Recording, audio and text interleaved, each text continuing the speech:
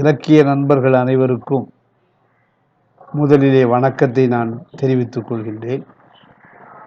இன்றைக்கு உங்களுக்கு நான் கொடுக்கக்கூடிய உரையாடலின் பொருண்மை என்ன என்று சொன்னால், நூலும் பனுவலும் என்பது. ஆங்கிலத்திலே சொல்லுகிற பொழுது புக் அண்ட் டெக்ஸ்ட் என்று சொல்கிறார்கள், அல்லது ஒர்க் அண்ட் டெக்ஸ்ட் என்று சொல்கிறார்கள். தமிழிலே நாம் எப்படி அதை சொல்லலாம் என்று சொன்னால், புத்தகம், நூல் என்று புக்கிற்கோ அல்லது ஒர்க்கிற்கோ உரிய ஒரு தமிழ் சொல்லாக நாம் அவற்றை சொல்லலாம். பனுவல் என்பது ஒரு சொல்லாக இருந்தாலும் கூட பலர் பலவிதமாக அந்த சொல்லை பயன்படுத்துகிறார்கள். ஆங்கில சொல் டெக்ஸ்ட் என்பது ஆகும். டெக்ஸ்ட் என்கின்ற அந்த ஆங்கில சொல்லிற்கு சில பேர் பிரதி என்று சொல்கிறார்கள். ஆனால் பிரதி என்று சொல்கிற பொழுது காப்பி அப்படிங்கிற ஒரு சொல்லினுடைய, ஆங்கில சொல்லினுடைய ஒரு மொழிபெயர்ப்பு தமிழ் சொல்லாக இருக்குமோ என்று கருதி பிரதி என்கின்ற சொல்லை விட பனுவல் என்கின்ற ஒரு சொல்லை நாம் கையாளலாம் என்று கூறுகிறார்கள். அப்ப நூல், புத்தகம், பனுவல் இவையெல்லாம் பிரதியெல்லாம் ஒன்றின் மேல் ஒன்றாக அடுக்கப்பட்ட ஒரு பொருண்மை தளங்கள் என்று சொல்லலாம். இப்போ நாம அணிந்திருக்கக்கூடிய ஆடையை பற்றிய ஒரு ஓர்மை உணர்வு உள்ளவர்களாக இருக்கிறோம். சாதாரணமாக கைத்திரி ஆடையை நீங்கள் எடுத்துக்கொள்வீர்களேயானால், கதராடையை எடுத்துக்கொள்வீர்களேயானால், அது அப்படியே ஆடையாக துணியாக நமக்கு வருவது இல்லை. முதலிலே அது பஞ்சாக இருக்கும். பஞ்சாக இருக்கக்கூடியவற்றை அதை இழையாக ஆக்குவார்கள். இழையாக ஆக்கிய பின்னாலே தறியிலே நெய்வார்கள். பாளையங்கோட்டையிலே கோபாலசுவாமி கோயில் பக்கத்திலே 1975களில் நான் தங்கியிருந்தேன். அப்பொழுது பார்த்தால் அந்த கீழரத வீதி அந்த பக்கமும் இந்த பக்கமும் ஒரே அந்த நெசவாளர்கள் நெய்த அல்லது நூலை இலைகளை சேர்த்து பல்வேறு விதமான வர்ணங்களை கொடுத்து கொண்டிருப்பார்கள். பின்னாலே அவற்றை சுருட்டி தறியிலே கொண்டு போய் போட்டு நெசவாளர்கள் தன்னுடைய கைத்திறமையாலும் கால் திறமையாலும் நூலாக அல்லது உடையாக ஆக்குவார்கள். இது கையினால் நெய்யப்படுகின்ற அந்த துணியினுடைய இயல்பு. இப்போ குஜராத் போன்ற இடங்களில் அல்லது பாம்பாய் போன்ற இடங்களிலே நீங்கள் பார்ப்பீர்களேயானால், இந்த கைத்தறி நெசவாளர்கள் ஒரு குறுகிய காலகட்டத்திலே செய்யக்கூடியதை அவர்கள் மிக மிக குறுகிய காலகட்டத்திலே துணியாக ஆக்கி தந்து விடுவார்கள். அது ஒரு விஷயம் இருக்கட்டும். இப்போ நான் சொல்ல போகிறது என்னன்னு சொன்னால், புத்தகம் அல்லது நூல் என்பது பஞ்சிலே இருந்து வரக்கூடிய ஒரு இழை மாதிரி, நூல் மாதிரி. ஆனால் பிரதி அல்லது பனுவல் என்று சொல்கிறேன் அல்லவா, அது எது மாதிரி என்று சொன்னால், அந்த தறியிலே கொண்டு போடப்படுகின்ற பல்வேறு விதமான வர்ணங்கள் கொண்டிருக்கக்கூடிய நூல் இழைகள் அந்த பாவினால் இணைக்கப்பட்டு ஆடையாக மாறும். வெறும் நூலாக இருக்கக்கூடியது துணியாக மாறக்கூடிய வன்மை தறியினுடைய உதவியாலும் நெசவாடியினுடைய உழைப்பினாலும் உருவாகக்கூடியது. ஆக பஞ்சும் பஞ்சினுடைய இழையும் வெறும் பாடப்புத்தகம் என்று சொன்னால், தறியில நெய்யக்கூடிய நெசவாடியினுடைய உதவியினாலே வரக்கூடிய அவனுடைய கைங்கரியத்தினால் ஏற்படக்கூடிய ஒன்றை, துணியை போல பனுவல் அல்லது பிரதி என்று சொல்லிக் கொள்ளலாம். அப்ப பஞ்சிலிருந்து வரக்கூடிய இழை அது ஒரே விதமான வர்ணத்திலே தான் இருக்கும். ஆனால் துணியாக ஆக்கப்பட்ட பின்னால் அந்த உடையிலே அல்லது அந்த துணியிலே பல்வேறு விதமான வர்ணங்கள் இருக்கும். இது அடிப்படையான ஒரு பொருள். நூலுக்கும் புத்தகத்துக்கும் பனுவலுக்கும் பிரதிக்கும் இடையில் இருக்கக்கூடிய வேறுபாடுகளை இந்த பஞ்சின் நூல் துணி என்கின்ற ஒன்றினாலே நான் சொல்லியிருக்கிறேன். இப்போ இந்த பஞ்சினுடைய இழையானது எப்படி உடையாக மாறுகிறதோ துணியாக மாறுகிறதோ அதுபோல ஒரு புத்தகம் புத்தகமாகவும் இருக்கக்கூடும், அதே சமயத்தில் அது பிரதியாகவும் மாறக்கூடும். இந்த விஷயத்தை தான் இந்த உரையாடலிலே இந்த உரையிலே நான் நிகழ்த்த இருக்கின்றேன். இப்போ நான் வீட்டில் உட்கார்ந்துட்டு இருக்கிறேன். திடீரென்று என்னுடைய பிள்ளைகளை பார்த்து அந்த திருக்குறள் புத்தகத்தை எடுத்துட்டு வா அப்படின்னு சொல்றேன். புத்தக அலமாரியிலே பல்வேறு நிறைய புத்தகங்கள் இருக்கின்றது. அது திருக்குறள் புத்தகத்தை எடுத்துட்டு வா. திருக்குறள் புத்தகம் கொஞ்சம் பன்மையாக பல்வேறு விதமான உரைகளை கொண்டிருக்கக்கூடிய புத்தகம். அதில் ஒரு தாடி வச்ச ஒருத்தர், கழுத்தில் ஒரு உத்திராட்ச குட்டை போட்டிருக்கக்கூடிய ஒருத்தர் படம் மாதிரி போட்டிருப்பாங்க. அவங்களுக்கு திருக்குறளை பற்றி பிள்ளைகளுக்கு தெரியாது இல்லையா? எப்போ இந்த உத்திராட்ச குட்டையும் நெத்தியில் பட்டையும் போட்டிருக்கக்கூடிய இந்த ஆள் உள்ள படம் தானே, இந்த புத்தகம் தானே என்று கேட்பார். அப்போ திருக்குறளை எடுத்துட்டு வா என்று நான் சொல்லுகிற பொழுது அவர்கள் ஏதோ ஒரு முனிவருடைய படம் போட்ட ஒரு புத்தகத்தை கையினாலே எடுத்துக்கொண்டு கண்ணாலே பார்த்து அதில் இருக்கக்கூடிய உருவத்தையும் அறிந்து கொண்டு இதுதானா என்று கேட்கிறார்கள். அப்ப நிறைய ஒரு 10 புத்தகங்கள் அந்த அடுக்கிலே நான் அடுக்கி வைத்திருந்தேன் என்று சொன்னால் இந்த திருக்குறளை எடுத்த பின்னாலே 9 புத்தகங்கள் தான் இருக்கும். இந்த ஒரு புத்தகம் வெளியிலே வந்து விடும். அந்த திருக்குறள் இருந்த இடத்தை இப்பொழுது நீங்கள் பார்ப்பீர்கள், வெற்றிடமாக இருக்கும். ஆகவே ஒரு புத்தகம் என்பது கையினால் எடுக்கக்கூடியதாக இருக்கலாம், கண்ணாலே பார்க்கக்கூடியதாக இருக்கலாம், அல்லது புத்தகங்கள் வைத்திருக்கக்கூடிய அடுக்குகளிலே அது ஒரு இடத்தை அடைக்கக்கூடியதாகவும் இருக்கலாம். இது முதல் ஒரு புத்தகத்தை படிக்கக்கூடிய ஒன்று. ஆனால் பணுவல் என்று சொல்கிற பொழுது சற்று வேறுபட்டது. ஊடிலை பிரதி அல்லது பணுவல் என்று சொல்கிறேன் அல்லவா, அது இதிலிருந்து வேறுபட்டது. ஊடிலை என்பது இப்பொழுது நான் சொல்ல போறதில்லை. பிரதி பணுவல் என்பது வேறுபட்டது. எப்படி வேறுபட்டது? இப்போ நான் வகுப்பில் பாடம் எடுத்துக்கிட்டே இருக்கிறேன். வகுப்பில் பாடம் எடுத்துக்கிட்டு இருக்கிற போது அன்றைக்கு எடுக்க வேண்டிய பாடம் கலிங்கத்து பரணி அப்படிங்கிறது. கலிங்கத்து பரணியிலிருந்து நிறைய கேள்விகள் வரும். அதில் வரக்கூடிய அரச வம்சத்தை பற்றி என்ன நீ தெரிந்து கொண்டிருக்கிறாய், அதில் வரக்கூடிய பல்வேறு விதமான போர் பற்றிய பாடல்கள், காதல் பற்றிய பாடல்களை பற்றிய வினாக்கள் வரலாம். அதெல்லாம் பதில் சொல்லலாம்.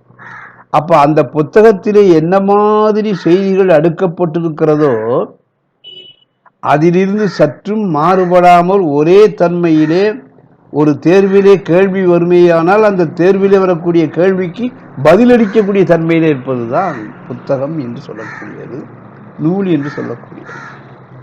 அப்போ ஒரு மாணவன் படிக்கிற பொழுது தேர்விலே கேள்விகள் அதிலிருந்து வறுமையானால் அந்த கேள்விக்கு பதிலளிக்கக்கூடிய முறையிலே ஆசிரியர் சொல்லக்கூடியதோ அல்லது மாணவர் படிக்கக்கூடியதோ இருக்குமேயானால் அது புத்தகம். நான் சொல்றேன், திருக்குறள்ல 1330 குறள் தான் இருக்குது. 1330 குறள்கள் இருக்கிறது என்று நான் சொல்லுகிறேன் அல்லவா, அது ஒரு புத்தகத்தினுடைய அல்லது ஒரு நூலினுடைய இயல்பு. மாணவன் அதை விட்டுட்டு இல்லை சார் 1331 குறளாக இருக்கலாம் நம்ம வச்சுக்கிடுவோமே அப்படின்னு சொன்னால் அது புத்தகத்தினுடைய இயல்பாக மாறாது. அப்போ புத்தகத்தினுடைய இயல்பு என்பது ஒரு நூலுக்குள்ளே என்ன விஷயங்கள் இருக்கிறதோ அதை மட்டுமே நாம் கற்றுக் கொடுக்கக்கூடிய ஒன்றைத்தான் நாம் என்ன சொல்றோம்னு சொன்னால் புத்தகம் என்று சொல்கிறோம்.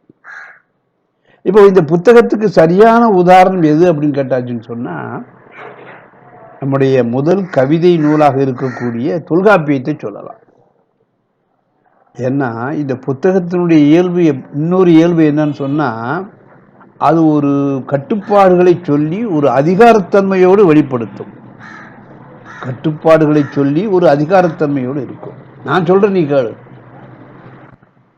இதுதான் புத்தகத்தினுடைய தன்மையாக இருக்கும்.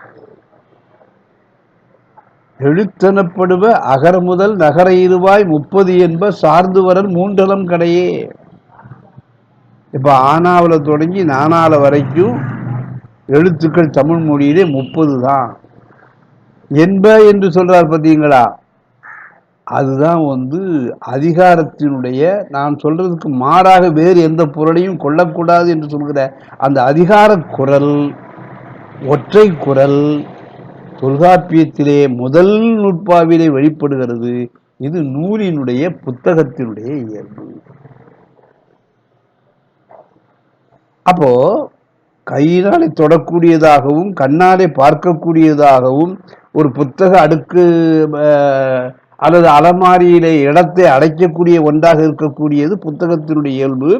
அந்த புத்தகத்திலே வரக்கூடிய கருத்துக்கள் ஒற்றை பொருண்மை உடையதாக, அதிகாரத்தன்மை உடையதாக இருக்கும் என்பது அதனுடைய அடுத்த இயல்பாகும்.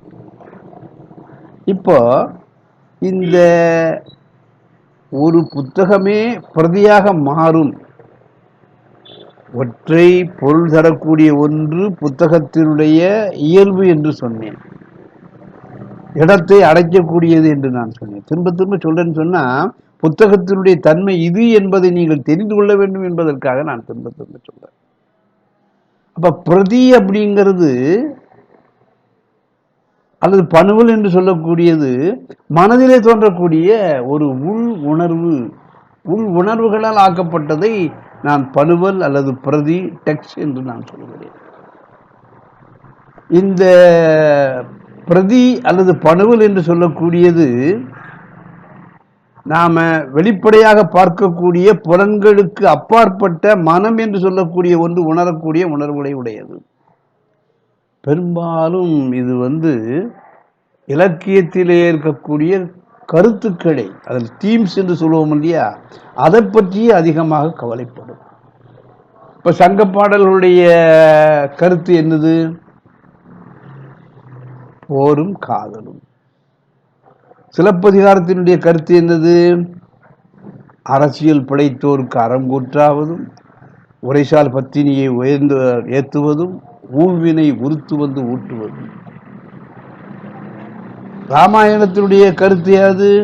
ஒரு சொல், ஒரு இல், ஒரு வில். பாரதத்தினுடைய தீம் அல்லது கருத்து என்பது யாது? தர்மத்தின் வாழ்வதனை சூதுகவும் மறுபடியும் தர்மம் வெல்லும். ஆனா இதுல பஞ்சபாண்டவருடைய சரித்திரத்தையோ அல்லது கௌரவர்களுக்கும் பாண்டவர்களுக்கும் இடையிலே நடக்கக்கூடிய போரை பற்றியோ எதுவுமே சொல்லல. அப்படி அவர்களிடையே வரக்கூடிய சூதாட்டத்தையும் போர்களையும் பற்றி விவரிக்கக்கூடிய செய்திகளாக ஒருவன் படிப்பானேயானால் அது புத்தகத்தினுடைய இயல்பாக மாறிவிடும். ஆனால் அது எப்பொழுது பிரதியாக மாறுகிறது என்று சொன்னால், தர்மத்தின் வாழ்வதனை சூதுகவும் மறுபடியும் தர்மம் வெல்லும்.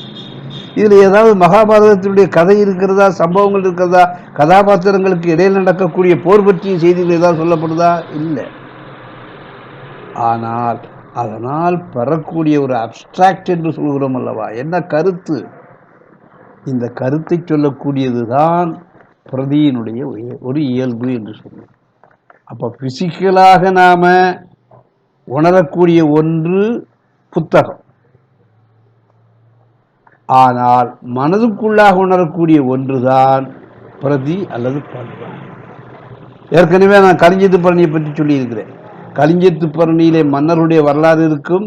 போர்களிலே வீரர்கள் எப்படியெல்லாம் போர் செய்தார்கள், அவர்கள் போர் செய்து வீட்டிற்கு திரும்புகிற பொழுது வீட்டிலே இருக்கக்கூடிய அவருடைய பெண்கள் எப்படி வரவேற்றார்கள், இதெல்லாம் செய்தியாக தெரிந்திருக்கும். அப்ப அந்த செய்திகளை மட்டும் ஒரு ஆசிரியன் தன்னுடைய மாணவனுக்கு கற்றுக் கொடுப்பானேயானால் அது புத்தகமாக இருக்கிறது. இப்ப இது எப்ப பிரதியா மாறுது? அப்ப நான் சொல்றேன், கலிஞ்சத்து பரணியிலே மனிதர்களை விட அதிகமாக பேசப்படுவது பேய். ஏனென்றால் போர்க்களத்திலே நிறைய உடல்கள் மடிந்து மரணமடைந்து கிடக்கின்றன. அவற்றையெல்லாம் இந்த பேய்கள் சேகரிக்கின்றன. பேய்களுக்கு தலைவனாக இருக்கக்கூடியவன் அடுப்புகளை எல்லாம் அமைக்கின்றான். அந்த பெரிய பெரிய பாத்திரங்களிலே இறந்து போன இந்த உடல்களை எல்லாம் கொண்டு போய் அவை சமைத்து ஆனந்தமாக நடனமாடி பாடிக்கொண்டும் சந்தோஷமாக உண்கின்றன. மனிதர்களை பற்றிய செய்திகளை சொல்லுவதை விட கலிஞ்சத்து பரணியிலே பேய்களை பற்றிய செய்திகள் அதிகமாக வருகின்றன. அப்ப எனக்கு ஒரு கேள்வி வருது, ஏன் மனிதர்களை பற்றி சொல்லும் போது பேய்களை பற்றி சொல்ல வேண்டும்? பேய் என்பது பயத்தினுடைய ஒரு உருவம். பயம், நமக்கு பேய்ன்னு சொன்னாலே பயம் வந்து விடுகிறது. அல்லது சில ஒரு துக்ககரமான அல்லது வேண்டாத நிகழ்வுகள் நடக்கிற பொழுதும் இது பேய் நடமாடுற மாதிரிலாம் இருக்குது, இந்த பிசாசு அலையிற மாதிரி அலையிறாங்க. அப்ப வேண்டாத விரும்பத்தகாத விஷயங்கள் நிகழ்கிற பொழுது பேயோடு ஒப்பிட்டு பேசுவது நம்முடைய இயல்பு. கலிங்கத்துப்பரணியில் வரக்கூடிய அந்த போர் என்பது நிறைய மரணங்களை தோற்றுவித்திருக்கக்கூடியது. மன்னர்களே நீங்கள் நடத்திய போர்க்களத்திலே நிறைய மரணங்கள் நிகழ்ந்திருக்கின்றன, அதை நான் விரும்பவில்லை என்று சொல்லக்கூடிய அந்த புலவன் நேரடியாக சொன்னால் மன்னருடைய கோபத்திற்கு ஆளாகி விடுவோம் என்று தெரிந்து கொண்டு அதை பேய்களுடைய சரித்திரமாக மாற்றி விடுகிறார். அப்ப போர் என்பதை அந்த கலிங்கத்துப்பரணியை பாடியிருக்கக்கூடிய புலவன் விரும்பவில்லை என்று நான் சொல்கிறேன் அல்லவா, அது பணுவலாக மாறுகிறது. அந்த கலிங்கத்துப்பரணியை படித்ததினாலே என்னுடைய மனதில் ஏற்பட்டிருக்கக்கூடிய உணர்வை நான் சொல்கிறேனே, போரை புலவன் விரும்பவில்லை என்று சொல்கிற போது அது பிரதியாக உருவெடுக்கிறது. அப்போ ஒன்றே பாடமாக நூலாக இருக்கலாம், புத்தகமாக இருக்கலாம். ஆனால் அதுவே நமக்கு எப்படி மாறும் சொன்னால் பணுவலாக மாறிவிடும். இப்போ இன்னொரு உதாரணம் உங்களுக்கு நான் சொல்றேன், எல்லாருக்குமே தெரிஞ்சிருக்கக்கூடியதுதான். பீலிப்பை சாகாடும் அச்சிரும் அப்பண்டம் சால மிகுத்து பெய். ரொம்ப மென்மையானது, எடை குறைவானது மயிலினுடைய தோகை.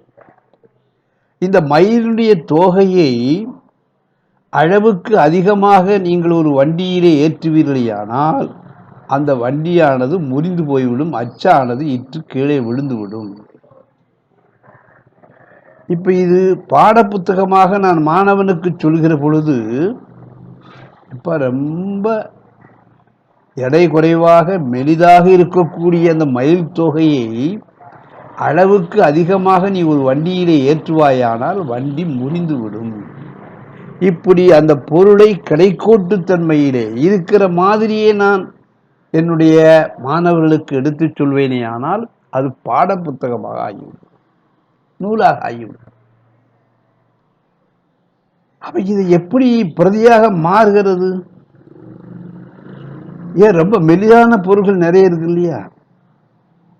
அனிச்ச பூவும் அன்னத்தின் தூவியும் மாந்தர் அடிக்கு நெருஞ்சி பழம் என்று ஒரு இடத்துல சொல்றாங்க. அனிச்சப்பூ இருக்கு இல்லையா, அனிச்சப்பூ அன்னத்தினுடைய சிறகு ரொம்ப மெலிதானது. அப்ப அன்னத்தினுடைய சிறகும் மெலிதானது என்கின்ற ஒரு பொருள் இருக்க, இங்கே மயிலினுடைய தோகையை ஏன் எடுத்து சொல்ல வேண்டும்?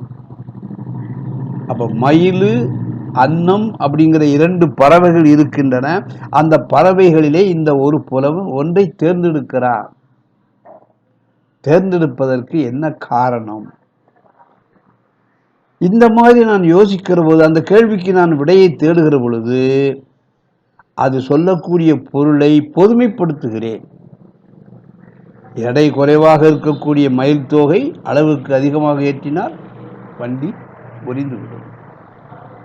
இப்போ ஒரு நாட்டை ஆளக்கூடிய அரசன் அவனுக்கு கூறக்கூடிய அறிவுரையா நீங்க நினைச்சிடுங்க.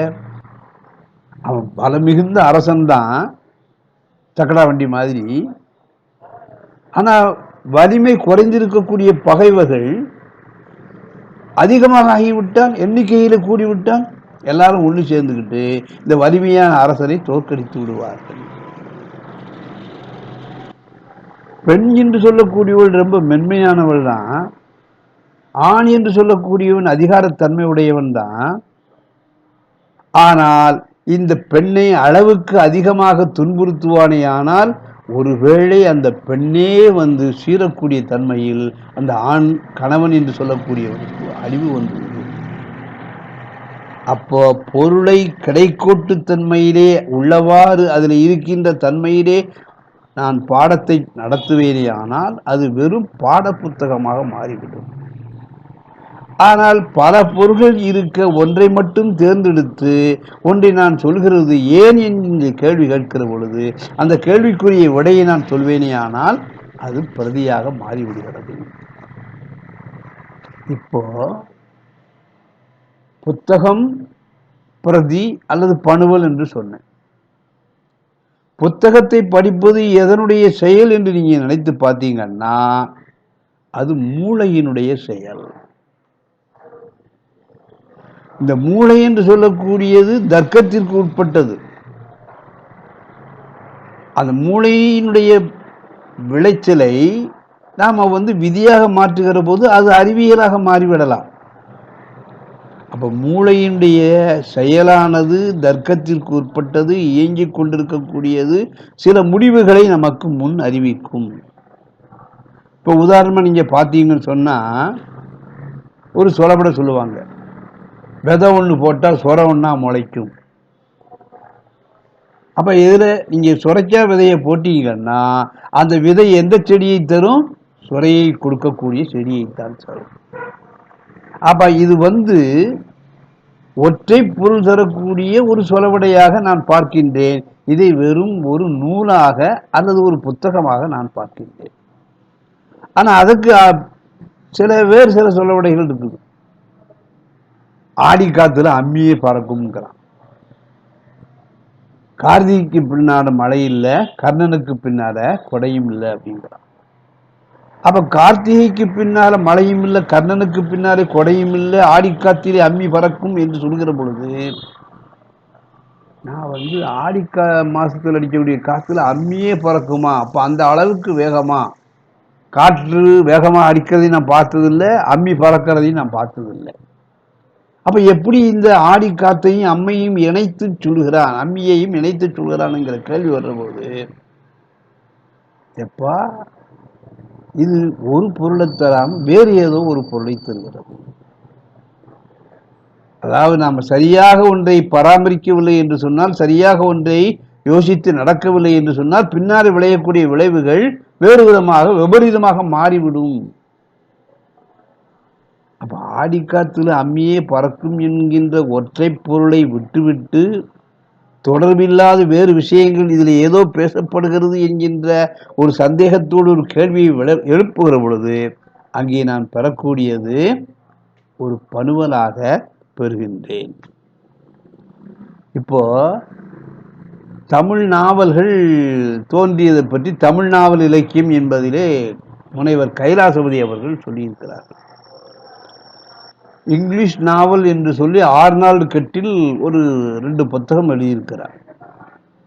அங்க ஆங்கிலத்தில் இருக்கக்கூடிய நாவல்களுடைய தோற்றத்திற்கு என்ன காரணம் என்று சொன்னால், ஃபியூடல் சொசைட்டி என்று சொல்லக்கூடிய நிலமானிய சமூகம் மறைந்த பின்னாலே முதலாளித்துவ சமுதாயம், அறிவியல் சாதனங்கள் வருகின்றதனாலே நாவல் தோன்றியது. அவன் அங்க மூளையை பயன்படுத்தி அதை ஒரு விதியாக மாற்றினான். ஆனா டாக்டர் கைலாசபதி அவர்கள் தமிழ் நாவல் இலக்கியம் என்று சொல்லக்கூடிய தன்னுடைய நூலிலே அதே விதியை இங்கே கொண்டு பொருத்துகிறார்.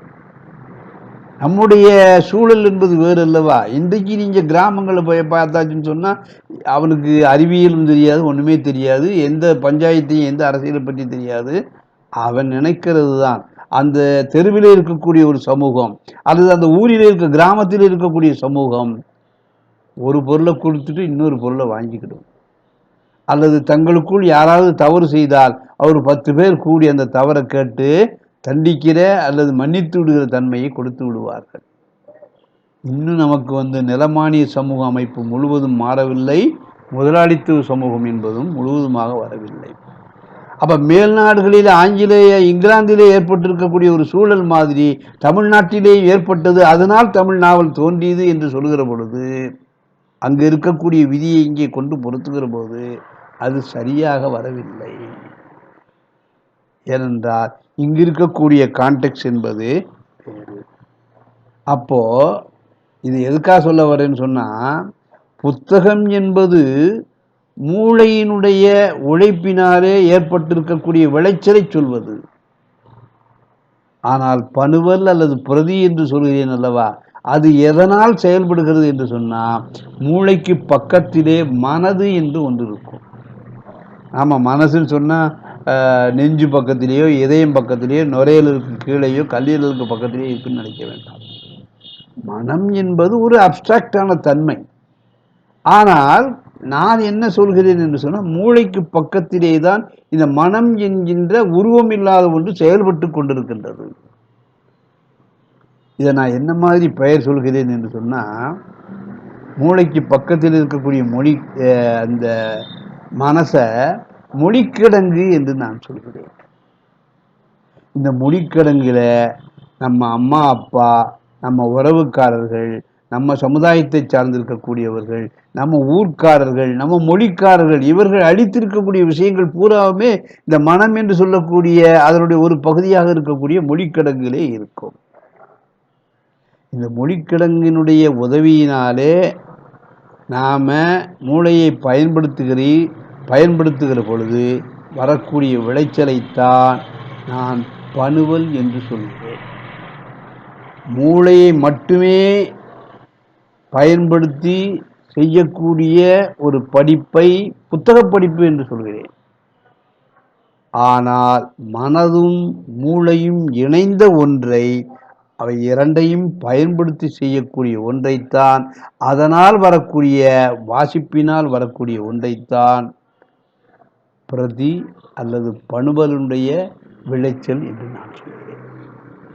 அப்போ நம்ம கையினாலே பிடித்து உணரக்கூடிய ஒன்று புத்தகம், மூளையினுடைய இயக்கத்தினாலே மூளையினுடைய உதவியினாலே வரக்கூடிய அறிவு என்பது புத்தகம். மனதினாலே மன உணர்வினாலே ஏற்படக்கூடிய ஒன்று, கருத்துக்களால் ஆன ஒன்றுதான் இந்த பணுவல் என்பதை பார்க்கிறோம். இப்போ ஒரு புத்தகம் என்பது எப்படி பணுவலாக உருமாறும், அந்த டிரான்சாக்ஷன் எப்படி நிகழும் என்று கேட்டால், இப்போ நான் ஒரு சின்ன மொழியியல் விதியை பற்றி நான் சொல்லணும். எல்லாருமே நான் பேசுகிறேன் அப்படின்னு சொல்லியாச்சுன்னு சொன்னால் தமிழ் மொழியை தான் பேசிக்கொண்டிருக்கிறேன். தமிழ் மொழியை நான் பேசுவது என்பது என்னுடைய மனதில் இருக்கக்கூடிய கருத்தை உங்களுக்கு சொல்வதற்காக இந்த மொழியை நான் பயன்படுத்துகிறேன் அப்படின்னு நாம மொழியை பற்றி முதலிலே எண்ணிக்கொண்டிருந்தோம். ஆனால் இப்போ நிறைய விஷயங்கள் மொழியை பொறுத்தவரையிலே மாறி இருக்குது. அதாவது வெறும் அடையாளங்களான சொற்கள், இந்த சொற்களால் அவற்றை நான் என்ன சொல்றேன்னு சொன்னால், ஆங்கிலத்திலே சைன் என்று சொல்வார்கள். மொழி என்பது பொருளை குறிக்கக்கூடிய அடையாளங்களால் ஆன குறிகளால் உண்டானது. இந்த குறி என்று சொல்லக்கூடிய சைன் என்று சொல்கிறேன் அல்லவா, அதற்கு இரண்டு பக்கங்கள் உண்டு. ஒன்று குறிப்பான் என்பது, இன்னொன்று குறிப்பீடு என்பது. குறி என்பது இரண்டு பக்கங்களை உடையது, ஒன்று குறிப்பான், இன்னொன்று குறிப்பீடு. உதாரணமாக நான் அந்த திருக்குறளுக்கே போறேன். மயில், மயில் அப்படிங்கிற வார்த்தையை உச்சரிக்கிற பொழுது உங்களுக்கு முதல்ல கிடைக்கக்கூடியது சப்தம், ஒலிதான். அந்த 3 எழுத்துக்களும் ஒன்றாகி ஒலியாக மாறின உடனேயே என் மனசுக்குள்ள என்ன ஏற்படுதுன்னா, மயில் அப்படிங்கிற ஒன்றை நான் காணாட்டாலும் கூட அந்த பிம்பமானது உருவாக்கி விடுகிறது. மயில் சொன்ன உடனே ஒலிக்கக்கூடிய ஒலியை குறிப்பான்னு சொல்றோம். அது ஒலிக்கப்பட்ட உடனேயே அந்த மயில் பற்றிய ஒரு சித்திரம் நம்முடைய மனதுக்குள்ளே வந்துடுது இல்லையா, அதை சிக்னிஃபயர் அல்லது குறிப்பீடு என்று சொல்றோம். அப்ப மயில்னு சொன்ன உடனே மயில் பற்றிய ஒரு சித்திரத்தை என் மனசுக்குள்ள கொண்டு வரக்கூடிய ஒரு ரிலேஷன்ஷிப், உறவு இருக்கு இல்லையா, அதைத்தான் நான் சைன், குறி என்று சொல்கிறேன். அப்போ இதுதான் மொழியினுடைய தன்மை. மொழி என்பது அடையாளங்களால் குறிகளால் ஆனது. அந்த குறிகளுக்கு 2 விதமான பக்கங்கள் உண்டு, ஒன்று குறிப்பான், குறிப்பீடு. இப்போ குறிப்பீடு ஒன்று போலத்தான் இருக்கும், குறிப்பான் என்பது ஒன்று போலத்தான் இருக்கும். ஆனால் குறிப்பீடு ஒரு சமயத்தில் ஒரு அர்த்தமா இருக்கும், இன்னொரு சமயத்தில் வேறொரு அர்த்தமா இருக்கும். இப்போ நான் உதாரணமா சொல்றேனே, யோகியம் வர்றான்ப்பா அப்படின்னு சொன்ன உடனேயே யோக்கியன் என்பது எல்லாருக்குமே தெரியும், பர்ஃபெக்டா இருப்பான், எந்த விதமான அபவாத செயல்களையும் புரிய மாட்டான், யோக்கியம் வர்றான் அப்படிங்கிற. நான் யாரிடத்து சொல்கிறேன் இந்த தன்மையை பொறுத்து அந்த யோகியனுக்கு பொருள் வேறுபட்டுரும். அது வெளிப்படையவே சொல்லுவாங்க, யோகியம் வரான் செம்பெடுத்து உள்ள வை அப்படின்னு சொல்லுவாங்க. யோக்கியன் என்பது அபவாத செயல்கள் அல்லாத பெர்ஃபெக்ட் மனிதன் என்கிற அர்த்தத்தை தருகிறது. ஆனால் சொல்லக்கூடிய சூழலை பொறுத்தவரையில அது ஒரு பெர்ஃபெக்ட் கேரக்டர் உடையவனா அல்லது அதுக்கு நேர் மாறானவனா என்பதை அந்த கான்டெக்ட் தீர்மானிக்கும். அப்போ யோக்கியன் என்பதற்கு ஒரு பொருள் மட்டுமல்ல, சொல்லக்கூடிய சூழல்னாலே பல்வேறு விதமாக பொருள் இருக்கும். அப்போ மயில் அல்லது யோக்கியன் என்பது ஒரு குறிப்பான் ஒரே தன்மையதாக இருந்தாலும் அது சொல்லப்பட்டிருக்கக்கூடிய சூழலை வைத்துக்கொண்டு இந்த மனமானது அதுக்கு என்ன பொருளை கொடுக்கிறதோ அது வேறுபட்டு கொண்டே இருக்கும். இதைத்தான் நான் என்ன சொல்றேன்னு சொன்னா இடுகுறித்தன்மை என்று நான் சொல்கிறேன். ஆர்பிட்டரி என்று ஆங்கிலத்திலே அதனை சொல்வார்கள். அப்போ ஒலிக்கக்கூடிய சொல் ஒன்றாக இருந்தாலும் கூட அதனால் குறிக்கக்கூடிய குறிப்பீடு, அது தரக்கூடிய அர்த்தம் என்பது சந்தர்ப்பங்களுக்கு ஏற்ப சூழலுக்கு ஏற்ப பல்வேறு விதமான பொருளை தந்து கொண்டிருக்கும். இது நான் சொன்ன ஒரு விதி என்று நீங்கள் நினைக்க வேண்டாம். மொழியியலையும் அமைப்பியலையும் ஒன்றாக இணைத்து ஒரு புதிய பார்வையை நமக்கு தந்த பெர்டினன் டி சசூர் அவர்கள் இந்த சிந்தனையை தருகிறார்கள். அப்ப இந்த சிந்தனையினுடைய விளைச்சலால் அல்லது வளர்ச்சியால் நாம இப்போ ஒரு பொருளுக்கு கொடுக்கக்கூடிய சொல் ஒரு அர்த்தம் ஒரு பொருளை மட்டும் தருவது என்று நீங்கள் நினைக்கக்கூடாது. பீலிபை சாகாடும் மிக மெல்லிதாக இருக்கக்கூடிய மயில், அங்கு வெறுமன மயில் தொகை மட்டுமல்ல, நீங்கள் மயில் தொகை என்பதற்கு மெலிதாக இருக்கக்கூடிய வீரம் குறைந்திருக்கக்கூடிய எண்ணிக்கையில் மிகுதியாக இருக்கக்கூடிய பகைவர்கள் எதிரிகள் என்று நீங்கள் போட்டுக்கொள்ளலாம். அப்போ குறிப்பான் ஒன்று போல இருந்தாலும் அதனால் குறிக்கக்கூடிய குறிப்பீடு அதனுடைய இடுகுறித்தன்மை காரணமாக பல்வேறு விதமான பொருளையும் தரும். இப்ப இதுதான் மிக முக்கியமாக ஒன்றாக நான் கருதுகிறேன். ஒரு புத்தகம் என்பது அதில் வரக்கூடிய கருத்து அதற்கு மேல நாம சொல்ல முடியாது, சொல்லக்கூடாது. ஆனால் மேலே சொல்லக்கூடிய முறையிலே, விரித்து கொண்டு போகக்கூடிய முறையிலே ஒருவர் வியாக்கியானம் செய்வார்களேயானால் அது பிரதியாக பணுவலாக மாறிவிடுகிறது. அப்போ புத்தகத்தை பணுவலாக மாற்றக்கூடிய ஒரு மிகப்பெரிய பொறுப்பை, மிகப்பெரிய உழைப்பை செய்யக்கூடியவன் யார் என்று கேட்டால் படிக்கக்கூடிய வாசிக்கக்கூடிய வாசகம்தான். அப்போ புத்தகம் பணுவலாக மாறுவதற்கு வாசக எதிர்வினை கோட்பாடு என்பதை நான் இங்கே முக்கியமாக கருதுகின்றேன். முன்னால் இருக்கக்கூடிய வாசகனுக்கு தமிழ் மொழி மட்டும், தமிழ் மொழியில் இருக்கக்கூடிய உரையாசினுடைய அந்த உரை விளக்கங்கள் மட்டுமே இருக்கும். ஆனால் இப்போ பொருளாதார வல்லுநர்கள், உளவியல் வல்லுநர்கள், அமைப்பியல் வல்லுநர்கள், பெண்ணியவாதிகள், தலித்தியவாதிகள், இந்த மாதிரி பல்வேறு விதமான முறையிலே யோசிக்கக்கூடிய சிந்தனை தளங்களை விரிக்கக்கூடிய வியாக்கியான விமர்சனங்களை பண்ணக்கூடிய வகையில் உதவக்கூடிய சிந்தனையாளர்கள் விழுந்து விட்டார்கள். இப்ப இருக்கக்கூடிய வாசகன் ரொம்ப எளிதாக பெற்றுக்கொள்ளலாம். நான் அதைத்தான் சொல்ல போறேன். ஒரு புத்தகம் பணுவலாக மாறுவது, இது யாரால் மாறுகிறது? மாறுவதற்கு அந்த வாசகன் இருக்கிறான் என்று சொன்னால் அந்த வாசகனுக்கு உதவி செய்யக்கூடிய விதத்திலே பல்வேறு சிந்தனையாளர்கள் தங்களுடைய சிந்தனைகளை எல்லாம் இன்றைக்கு உலகம் முழுவதும் பரவி செய்திருக்கிறார்கள். அப்போ வாசகனுடைய எதிர்வினை கோட்பாடு என்று சொல்கிறோம் அல்லவா, அதுதான் ரீடர்ஸ் ரெஸ்பான்ஸ் தியரி என்று சொல்லக்கூடியதுதான் ஒரு புத்தகத்தை பணுவலாக பிரதியாக மாற்றுகிறது. இப்போ இதற்கு பொருத்தமாக ஒரே ஒரு சிறு கதையை மட்டும் நான் சொல்கிறேன். தமிழவனுடைய சிறுகதைகளிலே ஒன்று ஹர்ஷவர்தனர் அறிவு என்று சொல்லக்கூடிய, அதிகபட்சமா போனால் ஒரு 25 வரிகள் ஒரு பக்கத்துக்குள்ளேயே அந்த கதையானது அடங்கிவிடும். கதை இப்படித்தான் ஆரம்பிக்கிறது. ஹர்ஷவர்தனர் அறிவை தேடுவதற்காக அரண்மனையை விட்டு வெளியேறினார். அவர் யுவான் சிங்கின் நண்பர் அல்லவா? இது முதல் பேராவில் வரக்கூடிய செய்தியினுடைய சாராம்சம். வெளியில இறங்கி வந்துடுறார், அரண்மனையை விட்டு இறங்கி வந்துடுறாரு. முதல்ல அவரு ஒரு வயதான முதியவரை சந்திக்கிறார்.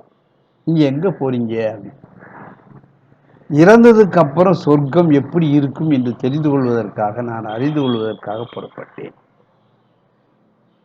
அடுத்தால் ஒரு பெண்மணி அவளை எதிர்கொள்றார் இந்த அரசர். நீ எங்கம்மா போற? நான் ஒரு துக்கம் நடந்த வீட்டுக்கு துக்கத்தை விசாரிப்பதற்காக நான் சொல்கிறேன். மூணாவது ஒருத்தர் போய் கேட்கிற, நீ எங்கப்பா போற? நான் வேட்டைக்கு போகிறேன். நாலாவது ஒரு பிராமணனை சந்திக்கிறார். நீ எங்கப்பா போறேன்னு சொன்னா, புண்ணியம் தேடுவதற்காக யாகம் செய்ய சொன்னார்கள், அந்த யாகம் செய்வதற்காக நான் போறேன். ஒரு இளைஞனிடம் கேட்கிறார், நீ எங்கப்பா போறே அப்படின்னு கேட்டாச்சுன்னு சொன்னா, நான் வில்வித்தை தெரிந்து கொள்வதற்காக போகிறேன். நீ ஒரு பெண்ணை பார்த்து கேட்கிற, நீ எங்கம்மா போற? நான் பாட்டு படிப்பதற்காக ஒரு குருவை தேடி போகிறேன். ஒரு சின்ன பையனை பார்த்து நீ எங்கப்பா போறேன்னு கேட்டாச்சுன்னு சொன்னா, எனக்கு நீச்சல் தெரியாது, அந்த நீச்சல் பழகிக் கொள்வதற்காக நான் போகிறேன். ஒரு கர்ப்பிணி பெண்ணை பார்க்கிறார். நீ எங்கம்மா போற? நான் என்னுடைய பிள்ளையை பெறுவதற்காக என்னுடைய தாய் வீட்டிற்கு போகிறேன். கதை முடிஞ்சு போயிடும். என்னடா கதைக்கு தலையும் இல்லை வாலும் இல்லை. அவர் அரண்மனை விட்டு போறாரு, நிறைய ஆட்களை சந்திக்கிறாரு, ஒவ்வொருத்தையும் கேள்வி கேட்கிறாரு. கேள்வி கேட்கிற போற ஒவ்வொரு பதில சொல்லிட்டானே. இங்கே ஹர்ஷவர்தனரையும் யுவான் சுவாங்கை பற்றியும் ஒரு குறிப்பு வருகிறது. பெருமனை பார்த்தாச்சுன்னு சொன்னா, ஒரு அரசன் அறிவை தேடுவதற்காக அரண்மனையை விட்டு வெளியேறி வீதியெல்லாம் சுற்றி செய்திகளை பெறுகிறார். அரசனுக்கு மிக அடிப்படை தேவையானது அறிவு என்பதுதான். அறிவினால் ஆகுவது உண்டோ பிரிதின் நோய் தன்னோய் போல் போற்றாக்கடை. அறிவுடையார் எல்லாம் உடையார், அறிவிலார் என் உடையரேனும் இலர். நாலெட்ஜ் இஸ் பவர், புத்தியே சகல சக்தியும். ஆக அரசனுக்கு தேவையானது அறிவு என்று அதை தேடுவதற்காக அரண்மனையை விட்டு வெளியே புறப்படுகிறவர் பல வேறு நபர்களை சந்திக்கின்றார். ஒவ்வொருத்தரையும் கேள்வி கேட்கிறார், பதில பெறார். இப்ப எனக்கு இந்த இடத்துல ஏன் ஹர்ஷவர்தனர் அப்படிங்கிற பெயர் வந்தது? யுவான் சுவாங் அப்படின்னு சொல்லக்கூடிய இந்த ஒரு சீனத்து அறிஞருடைய பெயரையும் ஏன் இந்த பிரதியானது குறிப்பிடுகிறது? வெறுமனே அதுல வரக்கூடிய கருத்துக்களை மட்டுமே சொல்லி கொண்டு போவேனேயானால் அது புத்தகம். ஆனால் எத்தனையோ அரசர்கள் இருக்கிறார்கள். கனிஷ்கர் இருக்கிறார், அசோகர் இருக்கிறார். அவரையெல்லாம் விட்டுட்டு ஹர்ஷவர்தனரை ஏன் குறிப்பிடுறாங்க? எத்தனையோ மார்கோ போலோ, யுவான் சுவாங் இந்த மாதிரி யாத்திரிகர்கள் இந்தியாவிற்கு வந்தாலும் கூட அவர்களிலே ஏன் இந்த யுவான் சுவாங்கை தேர்ந்தெடுத்து சொல்கிறார்? அப்ப குறுக்கு விட்டா இந்த கேள்வியை கேட்கிற போது வாசகனாகிய எனக்கு உடனடியாக பதில் சொல்லக்கூடிய விதத்துல எங்க போயிடுன்னு சொன்னா, கணினியுடைய துணையை தேடுகிறேன்.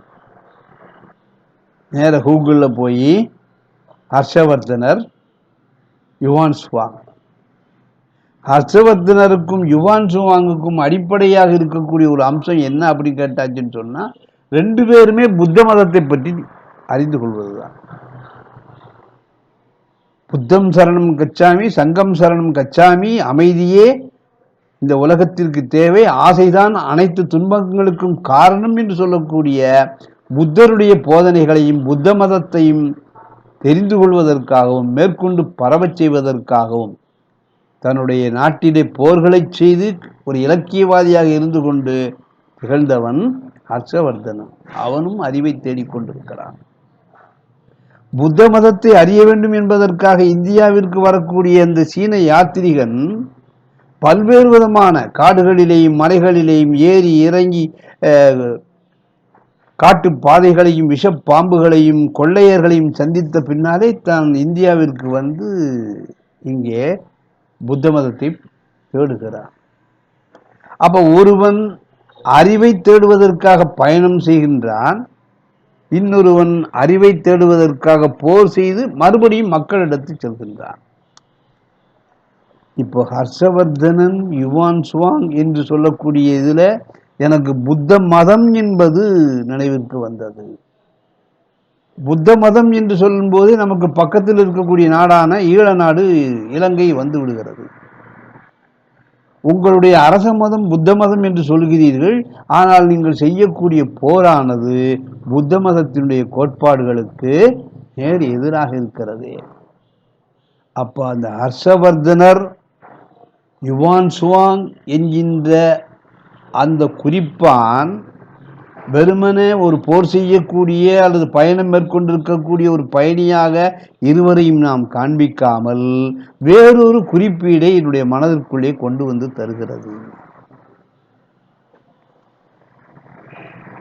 முதியவர் என்ன சொல்றாரு? சொர்க்கத்தை காணப்போகிறேன், இன்னொருத்தர் துக்கத்தை கேட்க விசாரிக்க போகிறேன். இந்த உலகத்தில் இருக்கக்கூடிய இந்த உலகம் தரக்கூடிய பொருள்களை அறிய ஆர்வம் காட்டாமல் இறந்த பின்னால் செத்த பின்பு சிவலோகம் எப்படி இருக்கும் என்று சிந்திக்க புறப்படுகின்ற மக்களாக இருக்கிறார்களே, இவர்கள் என்ன அறிவை பெறப்போகிறார்கள்? ஒருத்தன் வேட்டைக்கு போகிறான், கொல்லுதலை வல்லுதலை வல்லமைத்தன்மை உடையதாக ஆக்குவதற்காக அவன் செல்கிறான்.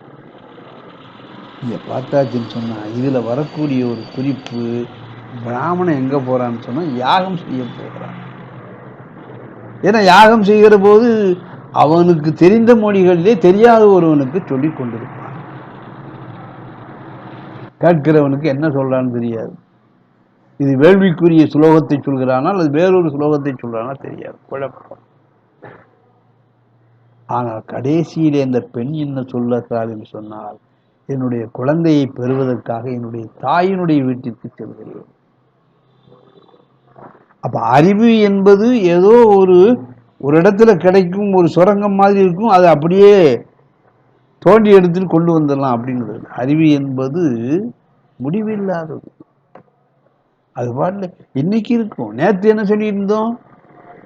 பூமியை சுற்றி அனைத்து கோள்களும் இயங்கி கொண்டிருக்கின்றன, அது அறிவியல் உண்மைன்னு சொன்னான். இன்னைக்கு பார்த்தாச்சுன்னு சொன்னா சூரியனை சுற்றி எல்லா கோள்களும். அப்ப அறிவியலுக்கே அந்த பாட்டுன்னு சொன்னா யதார்த்த உலகத்துல அறிவுக்கு முடிவு இருக்குமா? அதனாலதான் ஒவ்வொருத்தர் சொல்லக்கூடியதும் அறிவினுடைய வெளிப்பாடாக இருந்தாலும் அது தொடர்ந்து இயங்கிக் கொண்டிருக்கும் என்பதை சொல்றார். ஆனாலும் உண்மையான அறிவு என்பது முடிவில்லாதது என்பதை உணர்த்துவதற்காகத்தான் தான் பெண்ணாக இருந்து கொண்டு இன்னொரு உயிருக்கு உயிர் கொடுப்பதற்காக என்னுடைய தாய் வீட்டுக்கு செல்கிறேன் என்று சொல்றாங்க இல்லையா? அந்த பெண் தரக்கூடிய ஒரு சம்பவம் அல்லது ஒரு உணர்ச்சி தான் அறிவினுடைய விளக்கமாக இருக்கிறது. இவ இப்போ ஒரு உயிருக்கு உயிர் கொடுக்க போகிறாள். இதே பிறந்தவுடனே இந்த உயிரானது வளர்ந்து பின்னாலே அது வேறொரு உயிருக்கு உயிர் கொடுக்கும். ஆக தொடர்ச்சியாக நிலவி கொண்டிருக்கக்கூடியதுதான் அறிவினுடைய தன்மை. ஆனால் அதோடு மட்டும் நிறுத்தி கொள்ளாம ஹர்ஷவர்தனனையும் யுவான் சுவாங்கையும் ஏன் இதிலே குறிப்பிடுகிறார்? வேறு அரசர்களையோ வேறு யாத்திரிகளையோ குறிப்பிடாமல் இதில் ஏன் தேர்ந்தெடுத்து குறிப்பிடுகிறார் என்ற ஒரு கேள்வியை கேட்கிற பொழுது புத்த மதம் எனக்கு நினைவிலே வருகிறது. புத்த மதம் என்று சொன்ன உடனே ஈழ நாடு இலங்கைய நாடானது எனக்கு ஞாபகத்திலே வருகிறது. புத்தனுடைய போதனைகளை பிரச்சாரமாக செய்து கொண்டிருக்கக்கூடியவர்கள் எத்தனை போராளிகளை அப்படியே அடித்து விட்டார்கள். இளம் சிறுவர்களை கூட இளம் சிறுவர்கள் என்று பார்க்காமலே கொன்று விட்டார்களே. அந்த முரண்பாடானது எனக்கு எப்பொழுதும் கண்ணிலே கண்ணீரை வரவழைக்கக்கூடிய ஒன்றாக இருக்கிறது. இப்படி தட்டையாக அதில் இருக்கக்கூடிய செய்தியை மட்டுமே நாம் தெரிந்து கொள்வது புத்தகம், பாடப்புத்தகம். ஆனால் வாசகன் தன்னுடைய மொழிக்கிடங்கினுடைய உதவியினாலே முன்னோர்கள் கொடுத்திருக்கக்கூடிய அந்த பொக்கிஷ கருத்துக்களினால் வளம் பெற்று இன்றைக்கு இருக்கக்கூடிய சமூகம், இன்றைக்கு இருக்கக்கூடிய வரலாறு, இன்றைக்கு இருக்கக்கூடிய அரசியல் நிலைமைகள் எல்லாம் தன்னுடைய மொழிக்கிடங்கிலே சேர்த்து வைத்து கொண்டு பேசுகிற மொழியினால் எழுதுகிற பொழுது அந்த புத்தகத்திற்கு பல பொருண்மைகள் கொடுக்கிற பொழுது அது பனுவலாக பிரதியாக மாறிவிடுகிறது. அப்போ புத்தகம் என்பது கையினாலே கண்ணாலே தொட்டு உணரக்கூடிய தன்மையானது. அது அப்டிராக்டாக இருக்கக்கூடியது, மன உணர்வுகளை தரக்கூடியது ஒன்று. இரண்டாவதாக நீங்கள் பார்ப்பீர்களேயானால் அது ஒரு பொருளை மட்டுமே தரக்கூடியதாக இருக்கும். இது பன்முக பல பொருளை தரக்கூடியதாக இருக்கும். அங்கே குறிப்பானும் குறிப்பீடும் அது தரக்கூடிய இடுகுறித்தன்மையான பொருளும் ஒன்று போல இருக்கும். ஆனால் பணுவலிலே குறிப்பான் ஒன்றாக இருந்தாலும் கூட குறிப்பீடும் அது தரக்கூடிய இடுகுறித்தன்மையான உறவும் என்பதும் மாறிக்கொண்டே இருக்கும். ஒரு புத்தகமானது பணுவலாக மாறுகிறது. மாற்றக்கூடிய ஒரு வாய்ப்பை அந்த புத்தகத்திற்கு யார் கொடுக்கிறார்கள் என்று கேட்டால் படிக்கக்கூடிய வாசகன், வாசகனுடைய சூழல், வாசகனுடைய உழைப்பு ஒரு புத்தகத்தை பணுவலாக மாற்றுகிறது. மாற்றக்கூடிய தன்மையாளன் இந்த வாசகன்தான். ஆகவே இந்த உரையில புத்தகத்திற்கும் பணுவல் அல்லது பிரதிக்கும் இடையிலே இருக்கக்கூடிய வேறுபாடுகளை கூறினேன். ஒரு புத்தகத்தை பணுவலாக மாற்றிவிடலாம். அந்த மாற்றிவிடக்கூடிய சக்தியானது யாருக்கு இருக்கிறது என்று கேட்டால் படிக்கக்கூடிய வாசகனுக்குத்தான் இருக்கிறது. புத்தகத்தை படிப்பவன் மாணவன், பணுவலை வாசிக்கக்கூடியவன் வாசகன். அவனுக்கு தேர்வு என்பது ஒரு அடிப்படை குறிக்கோளாக இருக்கலாம். இங்கே இலக்கிய மகிழ்ச்சி பெற வேண்டும் என்பது இந்த பணுவலை வாசிக்கக்கூடிய வாசகனுக்கு இருக்கக்கூடிய தகுதியாக இருக்கலாம். இப்படி இந்த உரையிலே புத்தகத்தை பற்றியும் பணுவலை பற்றியும் இரண்டிற்கும் இடையில் இருக்கக்கூடிய வேறுபாடுகளையும் குறிப்பிட்டு அவை ஒன்றிலிருந்து ஒன்று எவ்வாறு ஒரு பெறலாம், ஒரு மாறலாம், ஒரு மாறுவதற்கு யார் உதவியாக இருக்கிறார்கள் இந்த கருத்துக்களை எல்லாம் இந்த உரையிலே சொல்லியிருக்கின்றேன். மீண்டும் இது பற்றி வேறொரு விதத்திலே நாம் கூறலாம் என்று சொல்லி இந்த உரையை நிறைவு செய்கின்றேன். நன்றி.